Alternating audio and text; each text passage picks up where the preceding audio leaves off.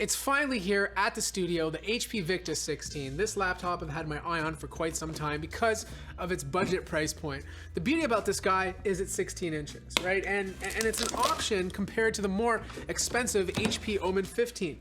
Now, the model I bought is the more affordable option, the one with the RTX 3050, 8 gigabytes of RAM. You have that 16-inch 144 hertz display, which is 1920 by 1080, and a 512 gigabyte NVMe SSD. You can pick this one up at Best Buy for $900 or $1350 here in Canada.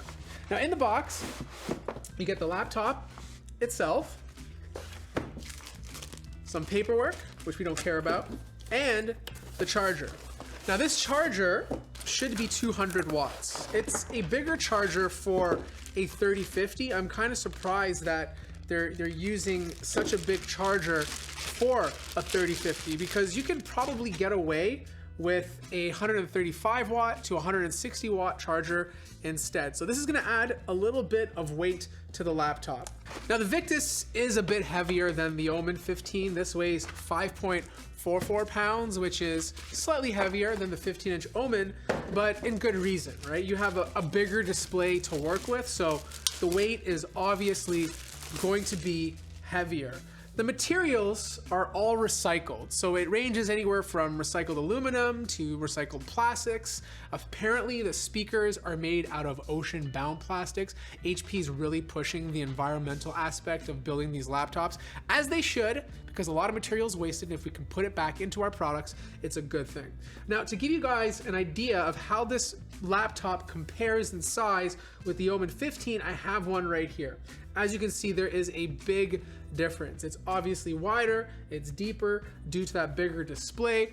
In terms of thickness, it's about the same. Like, I'm seeing very similar thickness. And if you look at the left-hand side, for example, even the port lineup is very similar. So you got your RJ45, HDMI, USB, USB Type-C. Even though this is using an Intel CPU, it's not Thunderbolt 4, which is kind of unfortunate. You have your headphone jack, and then you have an SD card slot. On the other side, you have two more USB ports. Now, you can charge the laptop using the USB Type-C port, which is always handy. It's a good thing because if you ever forget your actual power brick, you can just use Type-C to charge it.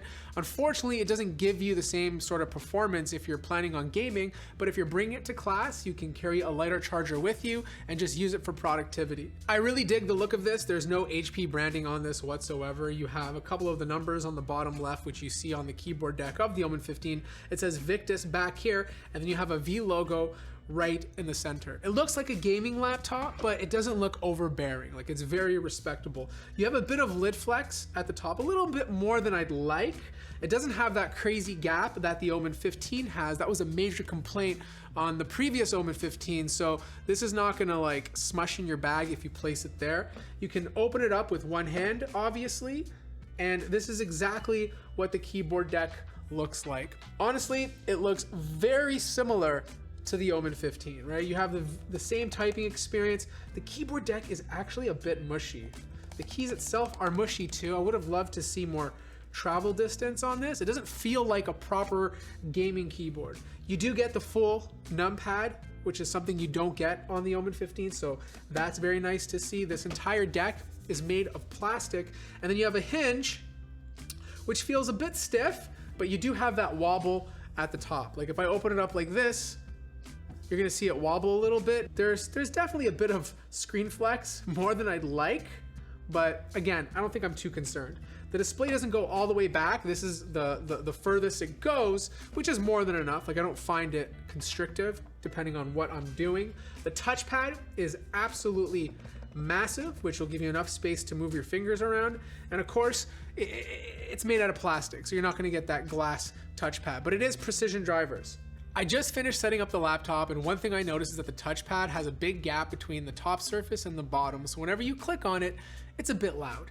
It's very annoying if you're using it throughout the entire day because it's audible. So if you bring this thing to class, the dude beside you might get a little annoyed. The other thing is this display is 16 inches. It's not 16 by 10, so you don't get that unique aspect ratio, but you do get more screen real estate than the Omen 15. Now this panel is not that great. The color accuracy and the saturation is very low. It's fine for gaming, but I wouldn't trust it for any sort of creative work. The brightness is better than I expected. They're advertising this at 250 nits, but based on my testing, I'm getting around 322. There's a 720p webcam at the top. I don't know why I bother covering this anymore because they all look the same, but it's there in case you actually need to do a conference call.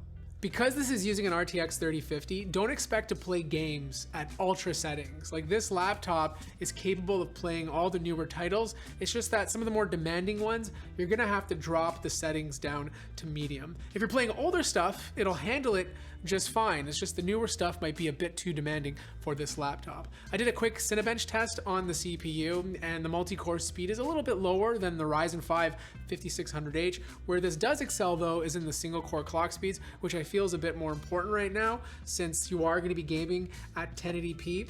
The GPU is also pretty good for an RTX 3050. It's obviously not going to beat out a 3060, but if you're on a budget, you'll be able to do most of the things you want to do. Now, if you go inside the Omen Command Center, you can change the different performance control profiles. You have quiet default performance, which is a bit different compared to the Omen, which only has balanced in performance. You could also crank up the fan speeds to be at max, which gets really loud. But over here is undervolting, and you can undervolt the CPU directly in the Command Center. Right now I have it off. You can either let HP do it with their intelligent mode. It'll figure out the best undervolt based on a few tests, or you can do it manually, but the max you can do it is by 100. Now for you RGB fans, you can't customize this with different colors on the keyboard. You're basically stuck with a white backlight. There's no different levels, it's just on or off. The internals look really nice. There's a lot of copper. You have two fans on opposite ends. I'm expecting this to do its job when it comes to actual thermal management. 2 slots for RAM. This is rank 16 RAM, but you can upgrade this to 64. 2 slots for drives. One is populated, the right one specifically, and you get good read and write speeds. Because this is an 11th gen H series processor, it supports PCIe Gen 4, so if you want to put a faster NVMe SSD, you can do that too. You have a big 70 watt-hour battery, which is about the same size as the one that's in the HP Omen 15. On their website, HP saying about 8.5 hours of use, but if it's anything like the Omen 15, the best I got was 3 hours. Honestly, it's not a bad looking, more affordable laptop. It really comes down to the price. If you can get a good spec for under $1,000, then I'd probably pick it up. But there are some models with an RTX 3050 that are retailing for about $1,100. And when you get to that price point, the Omen 15 starts to look a lot more attractive because you can pick up an Omen 15 right now for about $1,179, and that will net you an RTX 3060 and a few better features. Let me know what you guys think of the Victus in the comment section down below. I'll be doing a full review on my main channel, so head over there if you're interested in that. Like the video if you liked it, subscribe if you haven't already, and I'll see you guys in the next one.